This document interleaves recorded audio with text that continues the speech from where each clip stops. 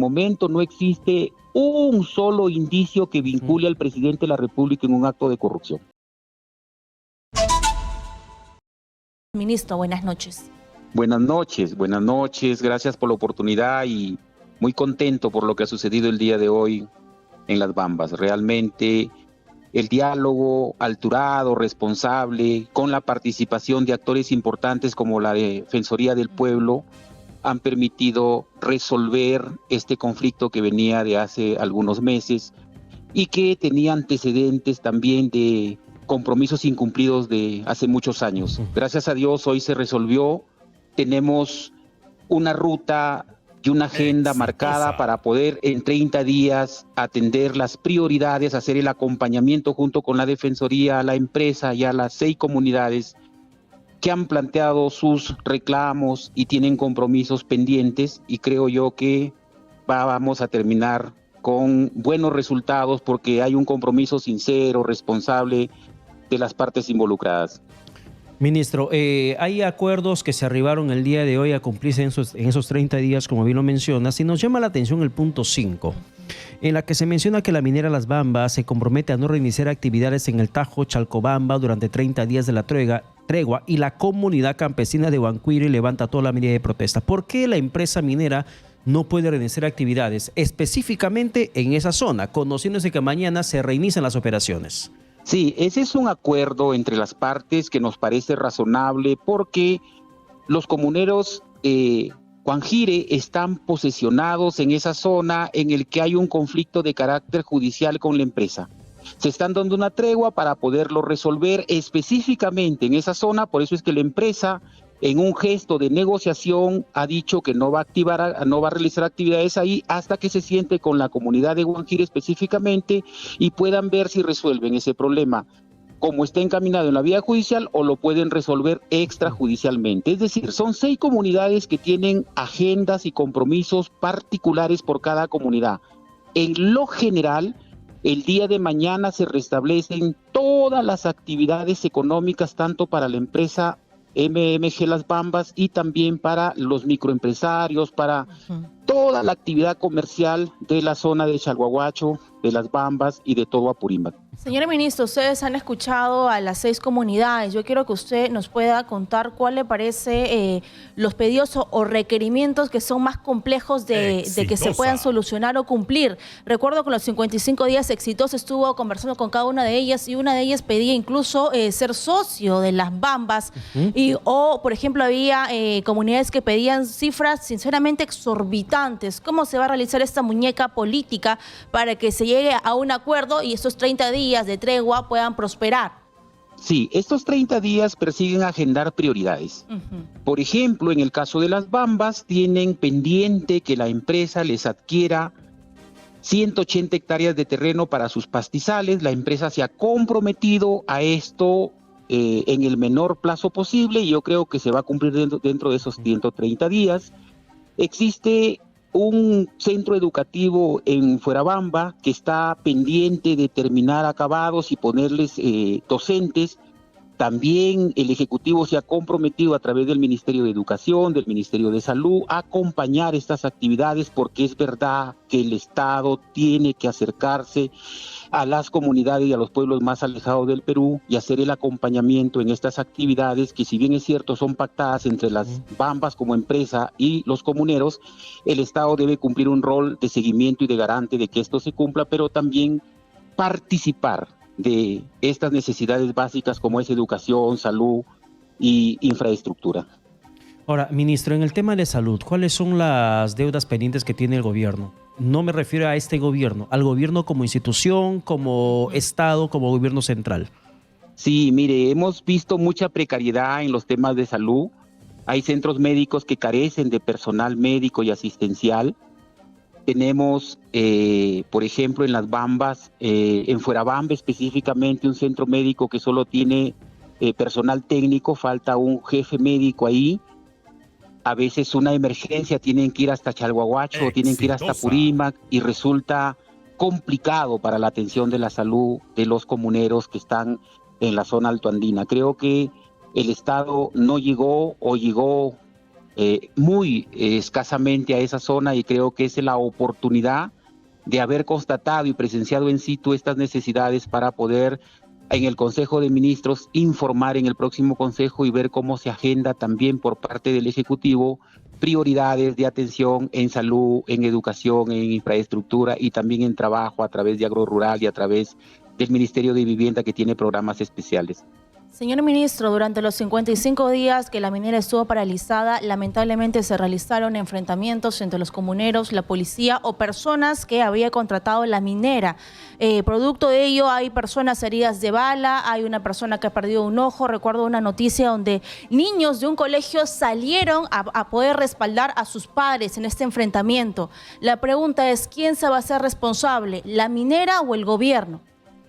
El día de hoy hay un firme compromiso de la minera de asumir en estas mesas de trabajo, luego de la constatación del estado de salud de estos comuneros, el apoyo no solo en salud, sino también económico. Es un compromiso, pero que se va a particularizar o atender según las mesas técnicas que se instalen, y creo yo que ese es un avance, y el Ejecutivo contribuirá y apoyará en todo aquello que sea posible y necesario a través del Ministerio de Salud, porque consideramos que siempre en un conflicto social hay consecuencias, pero el compromiso del Estado peruano y del gobierno es que en este gobierno del profesor Castillo y del Ejecutivo se resuelvan los conflictos sociales mediante el diálogo, haciendo los mayores esfuerzos, porque no quisiéramos más costos sociales. No es razonable ni justo que nuestros hermanos comuneros se enfrenten con otros hermanos peruanos, que es la policía, o se enfrenten con empresarios que también vienen a buscar una forma de desarrollar la economía del país, y sabemos que la minera o la minería aporta regalías, aporta canon minero y aporta económicamente para atender las necesidades básicas de aquellos sectores más necesitados del país. Ahora, ministro, sin embargo, sabemos que esta situación de 55 días de paralización de la minera Las Bambas ha afectado económicamente el erario nacional. Hay un impacto que de una u otra forma muchos especialistas han mencionado que viene afectando a la economía, el presupuesto que está directamente amarrado con el canon minero, con lo que las mineras pueden retribuir. ¿Cómo el gobierno ha previsto un poco capear ese temporal adverso con la paralización de estas actividades mineras? Sí, lo más importante es que desde mañana se reactiva todas las actividades económicas en la zona y en Apurímac, pero el ministro de Economía en el próximo Consejo de Ministros justo hay un compromiso de que está presentando todos los soportes y un plan de acción mínima para poder enfrentar no solo la crisis alimentaria que se avecina y que el ministro de Agricultura ya está tratándolo con un equipo técnico, sino también para poder darle sostenibilidad económica a la gestión, porque entendemos que estos conflictos sociales no son de ahora, son conflictos que vienen desde hace muchos años. En el caso de Las Bambas viene desde el año 2013, muchos compromisos postergados, y creo que hay que asumir con responsabilidad también el manejo económico, y en eso creo que está haciendo un gran trabajo el ministro Graham como ministro de Economía, y en el próximo Consejo debe estarnos planteando cuál es el plan de trabajo mínimo que tiene para enfrentar estas necesidades urgentes que tenemos que atender. Señor ministro, yo le preguntaba al señor Edison Vargas por qué esta vez sí había prosperado esta tregua, y me decía que era la iniciativa que ustedes habían tenido para dialogar, muy distinto a cuando viajaba el primer Aníbal Torres Vázquez, llegaba tarde, les dijo secuestradores. El presidente Pedro Castillo tampoco viajó cuando ellos lo requerían. Yo le pregunto, ¿cuál cree usted que ha sido la diferencia desde el punto de vista del Ejecutivo? Recordando que también tenemos una ministra de Energía y Minas que es nueva, pero que tiene experiencia en conflictos sociales. A lo que yo voy es, ¿se da cuenta que el expertise vale mucho en estos temas tan delicados? Sí, estamos de acuerdo. Sin embargo, todos los ministros, todo el Consejo hace los mayores esfuerzos por contribuir desde su experiencia, desde su conocimiento. Creo que ayudó mucho en esta oportunidad que nos hayamos desplazado con 2 días de anticipación, que nos hayamos aproximado a las comunidades, que hayamos visitado cada uno de sus sectores, que hayamos entendido sus necesidades y que hayamos conversado también muy objetiva y razonablemente con los empresarios de Las Bambas, para que de una vez por todas asuman su responsabilidad y los compromisos pendientes en aquello que es posible atender. Eso ayudó a haber hecho participar a la Defensoría del Pueblo, sincerarnos cara a cara, entendiendo que los que estábamos ahí reunidos solo nos diferenciaba la distancia de los lugares en que vivimos y el cargo, pero que somos hermanos y que somos peruanos y que podemos conversar. Fue posible y créanme que gana el Perú, gana Apurímac, gana Fuerabamba, y creo que estos 30 días vamos a ser muy cuidadosos en el acompañamiento, en el seguimiento, de tal forma que abrigo la esperanza de que no existirá después de esos 30 días actos de violencia o actos de confrontación, porque creo que es posible resolverlo en la forma como se ha hecho el día de hoy con todo el equipo de ministros. La ministra de Energía y Minas ha contribuido en base a su experiencia, en base a su conocimiento técnico en el tema de conflictos sociales, y fue una gran oportunidad que creo que posibilita que cualquier conflicto social se tenga que anticipar consecuencias a través del diálogo alturado y a través de actores que conozcan los temas en concreto y puedan contribuir a su solución. Bien, ministro, dejando de lado el tema de las bambas, que es importante el acuerdo que se ha llegado luego de 55 días, sin embargo queremos entrar al contexto de la coyuntura nacional. El caso del señor Silva Villegas, exministro de Transportes y Comunicaciones. ¿Les preocupa a ustedes este escenario de que él pueda ser intervenido y que pueda afectar directamente a la imagen del presidente Pedro Castillo con sus declaraciones ante la Fiscalía? Sin lugar a dudas hay una preocupación. El exministro Silva fue parte del gobierno del profesor Castillo.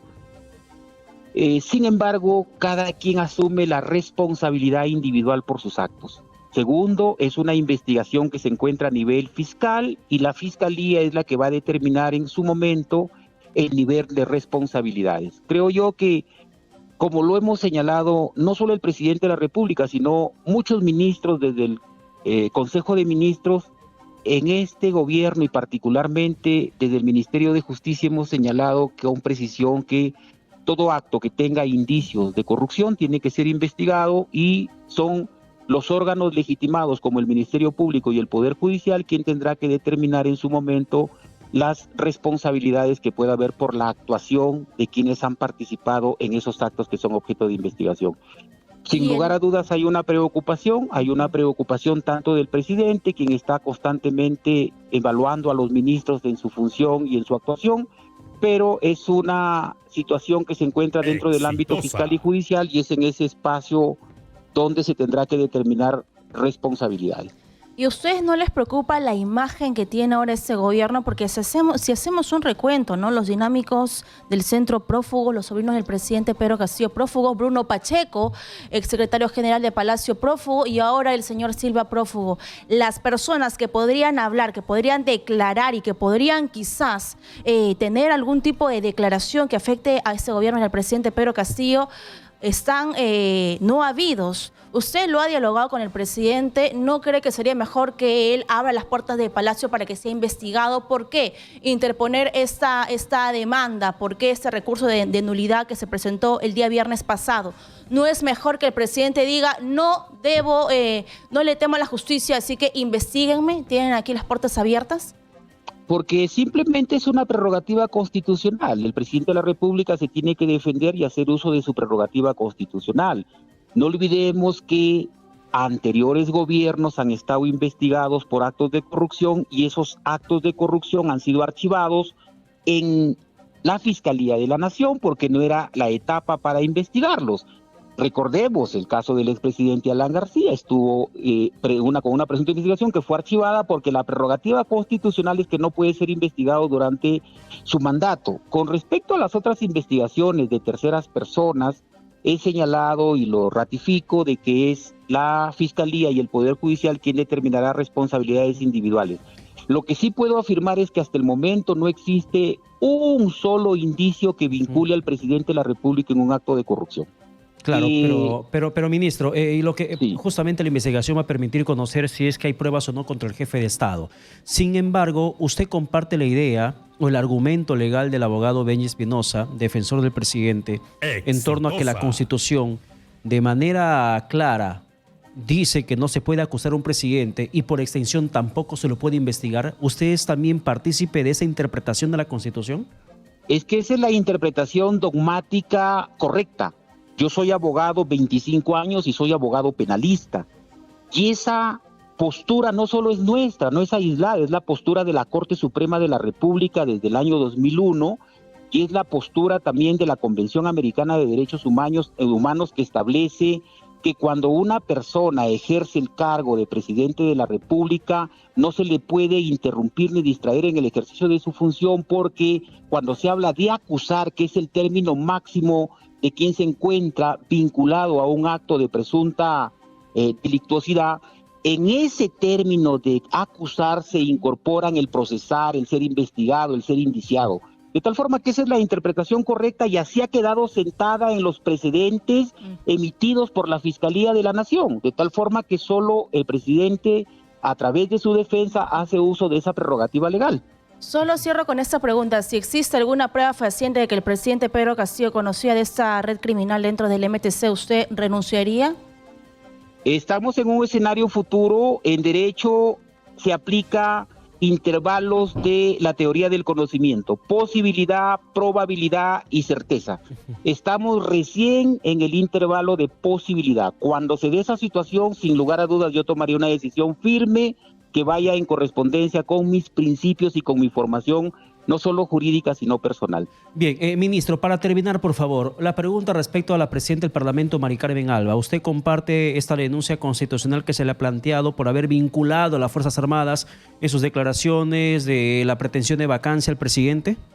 Totalmente de acuerdo. No podemos minimizar actos que persiguen una finalidad, no solo de vacar al presidente de la República, sino de desestabilizar al país, pero que se agrava cuando se involucra a las Fuerzas Armadas. Creo yo que las Fuerzas Armadas cumplen un rol constitucional, no son deliberantes y están sometidas al poder constituyente. De tal forma que no podemos realizar ese tipo de declaraciones, aun cuando la presidenta del Congreso diga que ha sido esa comunicación filtrada o chuponeada, como lo ha indicado, pero no estamos hablando de la forma, estamos hablando del fondo. Y en el fondo es que siempre ha existido un plan sistemático de algunos actores políticos de algún sector del Congreso de la República por vacar al presidente y por desestabilizar el sistema democrático, y yo creo que esos actos y esas conductas tienen que ser investigados. Solo para cerrar, ¿el día lunes será feriado, ministro? No tengo claro, tendrían que convocarnos a Consejo de Ministros para tomar esa decisión, pero entiendo que había una propuesta del ministro de Cultura, porque es una fiesta nacional. Creo que todos los que abrigamos de esperanza de un país mejor también debemos apoyar e incentivar el deporte, y creo que nuestra selección peruana está haciendo un trabajo que da mucha satisfacción a los peruanos, y si se toma esa decisión yo la voy a respaldar. Bien, ministro, muchísimas gracias por la comunicación alcanzada. Buenas noches.